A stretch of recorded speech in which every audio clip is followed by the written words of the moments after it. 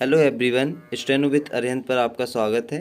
यह डिक्टेशन 85 शब्द प्रति मिनट की गति से मेवाड़ सीरीज से होगी। इसके साथ ही आप हमसे जुड़ने के लिए आप हमारे टेलीग्राम ग्रुप को ज्वाइन कर सकते हैं, जिसका लिंक डिस्क्रिप्शन में दिया गया है। साथ ही साथ आप लोग वीडियो को ज़्यादा से ज़्यादा शेयर करें, चैनल को सब्सक्राइब करें। चलिए तो डिक्टेशन लिखना प्रारंभ करते हैं। डिक्टेशन 5 सेकंड बाद।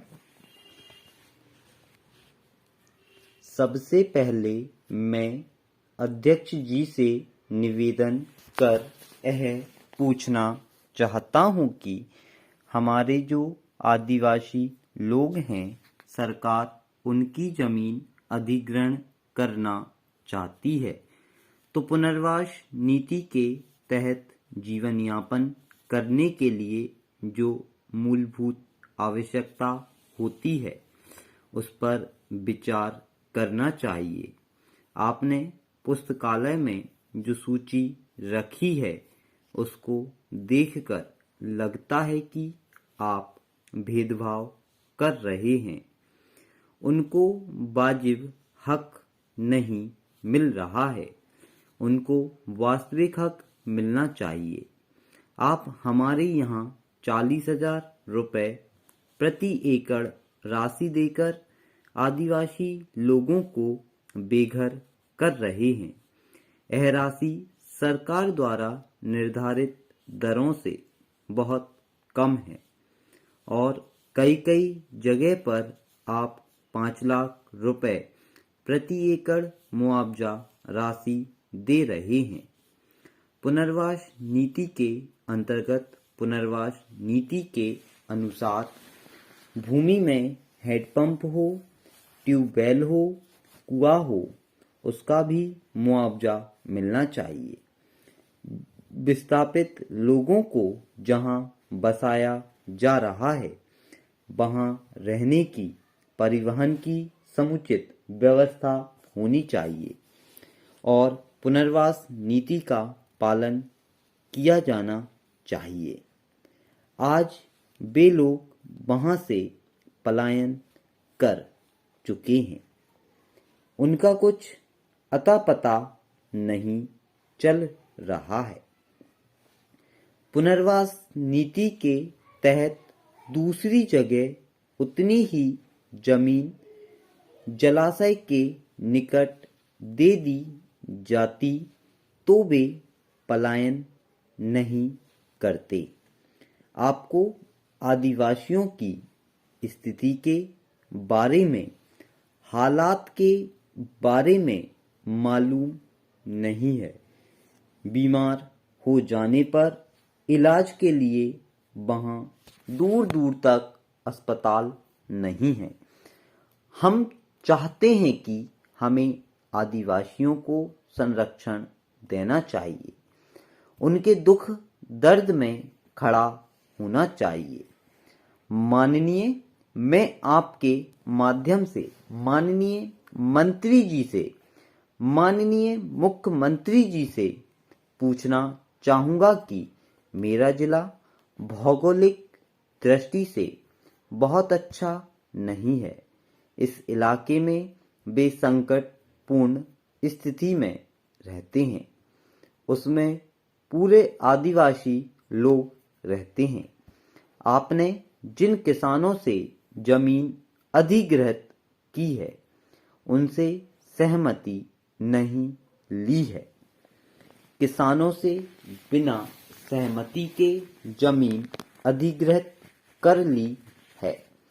मैंने सुना है कि राजस्व विभाग के पटवारी जाते हैं, तहसीलदार जाते हैं, उनसे झूठ बोलकर जबरदस्ती से दस्तखत करा लेते हैं। उनको जानकारी नहीं होती कि उनकी जमीन सरकार द्वारा अधिग्रहण कर ली गई है। मैं माननीय सदस्य को बताना चाहता हूँ, अधिग्रहण की अग्रिम कार्यवाही अधिनियम के तहत की जाती है, न कि सहमति के आधार पर। मैं मंत्री जी से यह कहना चाहता हूँ कि अधिग्रहण की योजना आज से 5 वर्ष पहले की है। आज की तारीख में किसानों से आप जमीन में ले रहे हैं, मुआवजा भी प्रचलित वर्तमान दरों के आधार पर होना चाहिए। ऐसा मेरा निवेदन है। आपको इस संबंध में मुख्यमंत्री जी की घोषणा के अनुसार निर्देश जारी करना चाहिए। ऐसा नहीं हो रहा है। सभापति महोदय, जो मुद्दा मैं आपके समक्ष पेश करने जा रहा हूं, वह चीनी में की जा रही मूल्य वृद्धि के संबंध में है। अचानक सरकार की ओर से चीनी मूल्य वृद्धि करने से भारतीय जनता पार्टी, समाजवादी जनता पार्टी, समता पार्टी के साथ अन्य राजनीतिक दलों ने कड़ी आलोचना करते हुए तत्काल वापस लेने की मांग कर डाली है। भारतीय जनता पार्टी के प्रवक्ता ने अपनी नियमित प्रेस वार्ता में बतलाया कि इस प्रकार की तदर्थवादी नीति अपनाने से चीनी उद्योगों का भला नहीं होगा। इसलिए सरकार को एक व्यापक चीनी नीति बनानी चाहिए। इस नीति के अंदर चीनी मिलों को लाइसेंस से लेकर निर्यात करने से संबंधित सब मुद्दों को शामिल किया जाना चाहिए। इस संबंध में सरकार का यह तर्क देना गलत है कि गन्ना उत्पादित करने वाले किसानों को लाभ पहुंचाने के उद्देश्य से हमने चीनी के मूल्य बढ़ाए हैं। मैं कहना चाहता हूं कि इस वृद्धि से सरकार भ्रामक स्थिति पाल रही है कि किसान को इस नीति से बड़ा लाभ होगा। मैं नहीं समझता कि इससे किसानों को कोई लाभ हो सकेगा। उपसभापति महोदय, समाजवादी पार्टी के महासचिव ने चीनी के मूल्य में की गई इस वृद्धि का कड़ा विरोध करते हुए कहा कि संयुक्त मोर्चा सरकार एक के बाद एक ऐसे अनुचित कदम उठाती जा रही है। सरकार के ये कदम आम जनता के लिए कष्टकर प्रतीत हो रहे हैं और मुझे ऐसा मालूम पड़ता है कि जनसाधारण के ऊपर भी बोझ पड़ रहा है। उपाध्यक्ष जी, एक पखवाड़े के अंदर ही मोर्चा सरकार ने पेट्रोल, डीजल, रसोई गैस के दाम बढ़ा दिए हैं। अब ऊपर से चीनी के दाम बढ़ गए हैं, जो उचित प्रतीत नहीं होता है। यह कितने आश्चर्य की बात है कि एक तरफ कम्युनिस्ट पार्टी चीनी के दामों में की गई वृद्धि का मंत्रिमंडल में समर्थन करती है, दूसरी तरफ जनसाधारण के सामने मूल्य वृद्धि का विरोध कर रही है।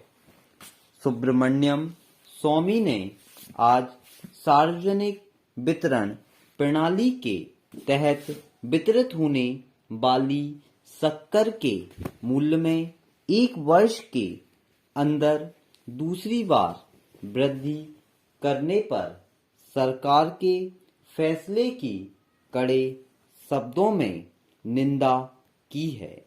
इससे पहले पेट्रोल, डीजल और खाना पकाने की गैस के मूल्य में वृद्धि करने के बावजूद इस तरह से चीनी की कीमतें बढ़ते रहने से उपभोक्ताओं के लिए असहनीय स्थिति पैदा हो गई है। डॉक्टर स्वामी ने कहा कि एक और केंद्र सरकार ने सार्वजनिक वितरण प्रणाली के तहत वितरित होने वाली चीनी के मूल्य में वृद्धि कर दी, तो दूसरी ओर तमिलनाडु सरकार अपने गन्ना उत्पादक किसानों की रक्षा में विफल हुई है। यदि आपको वीडियो पसंद आती है, वीडियो को लाइक ज़रूर करें। Thank you.